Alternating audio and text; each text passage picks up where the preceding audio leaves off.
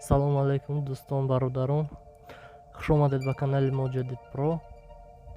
имрӯз мо тасмим гирифтем ки ба шумо нишон диҳем чӣ хел тайёр кардани анимировани текст дар телефони худ.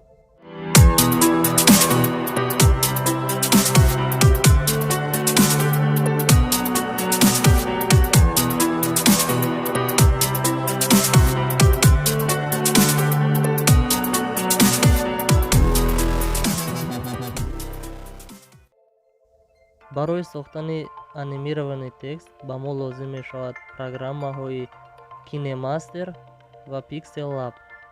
ин программаҳоро метавонед аз Play Market Google скачат кунед. программаи PixelLab-ро кушода размерро барои YouTube интихоб мекунем.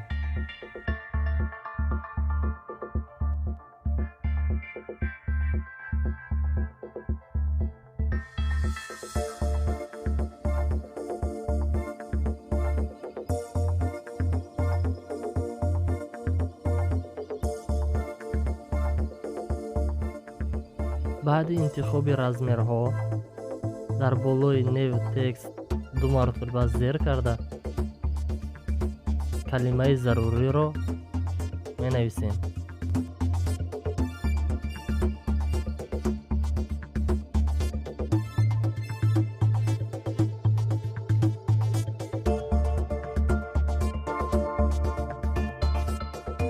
дар ин ҷо мо настройкаҳоро барои калимаи худ қабул мекунем. масалан, размерро калон кардан, интихоби шрифт. барои он ки калимаи мо дар марказ ҷой гирад, ин тугмаҳоро пахш мекунем.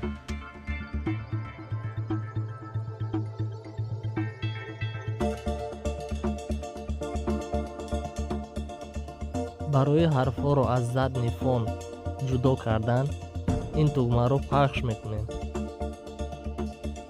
баъдан аз нав задни фон тартиб дода рангашро сиёҳ интихоб мекунем.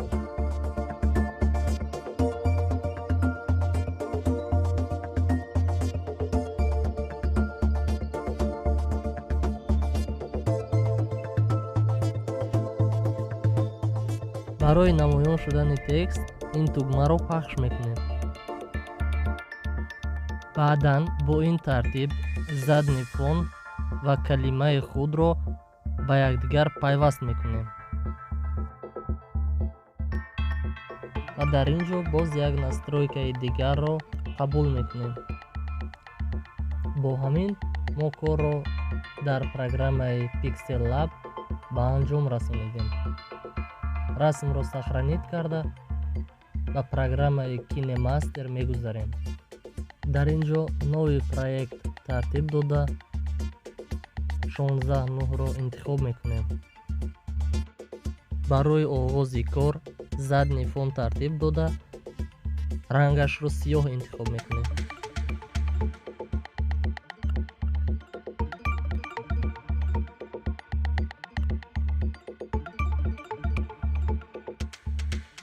вобаста аз давомнокии аниматсияи худ задни фонро дарозтар мекунем.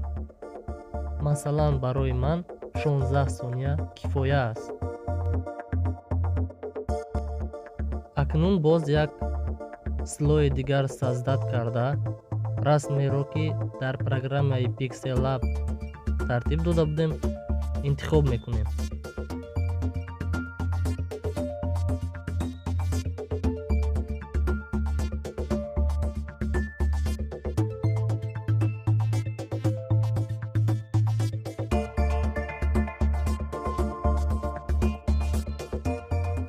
дар ин ҷо бошад нови слой тартиб дода интихоб мекунем рукописни текст.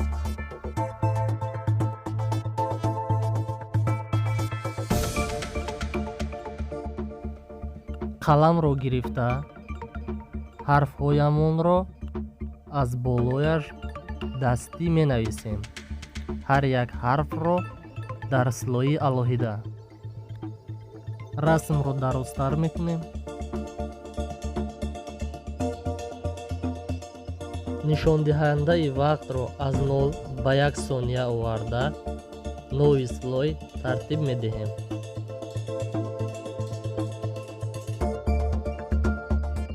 ҳамин тавр ҳарфи дуюмро низ бо даст аз болояш менависем.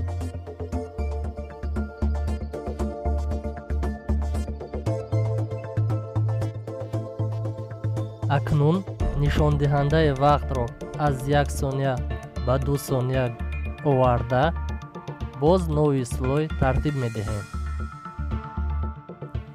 ҳамин тавр ҳарфи сеюмро низ менависем. бо ҳамин тартиб боқӣ монда ҳарфҳоямонро низ бо даст менависем.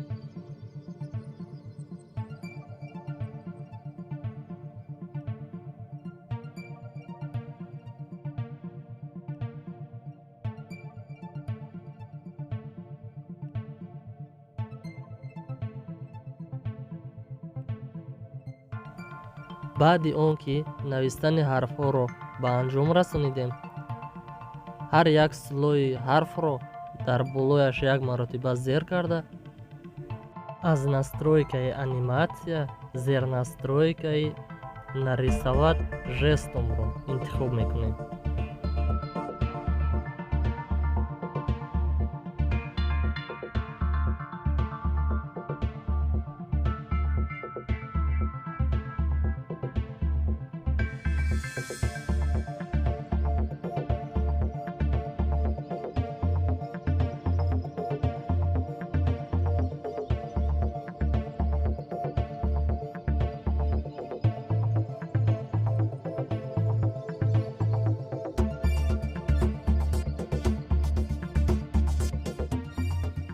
акнун тугмаи плейро пахш карда мебинем ки чӣ хел шудааст тексти ҳаракаткунандаи мо. акнун нишондиҳандаро ба аввал бурда мебинем ки дар гирди ҳарфҳои мо ҳар гуна сафедиҳо намоён аст. барои ин дар болои слои расм буда як маротиба зер карда ба настройка света даромада нишондиҳандаи аввалро ба поён мефарорем. акнун дар болои слои расмамон зер карда аз тарафи чап се нуқтаро пахш карда напередни планро интихоб мекунем.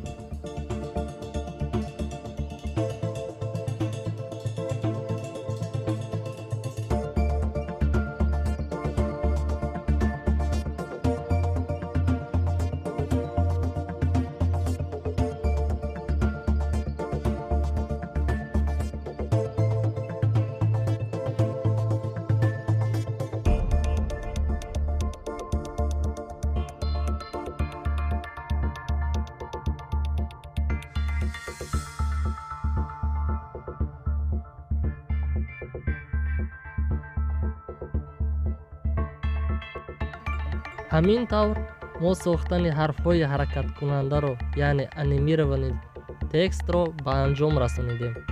Видеоро сахранид мекунем. Барои сахранид кардан ин тугмаро зер мекунем ва аз ин ҷо разрешение ва чистота кадрро интихоб мекунем.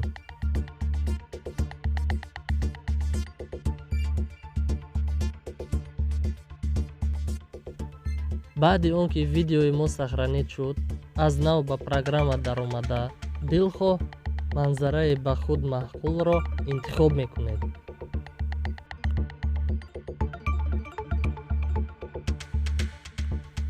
баъди интихоби манзара нови слой тартиб медиҳем ва дар ин ҷо интихоб мекунем видеои сахранидкардагии худро.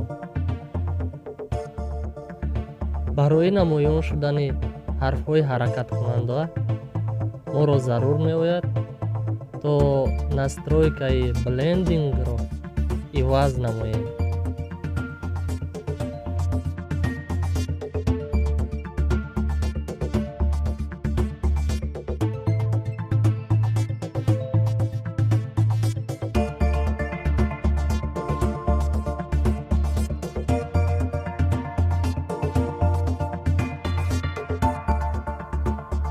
ягон намуд мусиқии зеборо интихоб мекунем.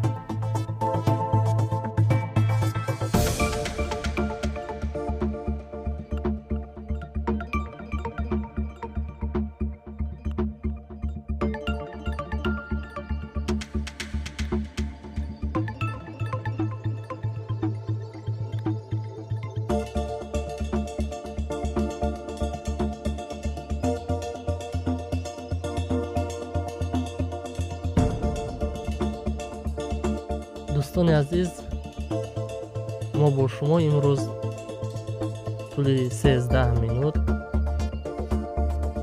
сохтем анимирований текст, яъне ки ҳарфҳои ҳаракаткунанда. агар видео ба шумо маъқул шуда бошад, хоҳишмандем лайк бимонед. чизеро ки нафаҳмида бошед дар комментария нависед, ҳатман ҷавоб мегӯем. ва обуна нашуда бошед, дар канали мо обуна шавед. раҳмат.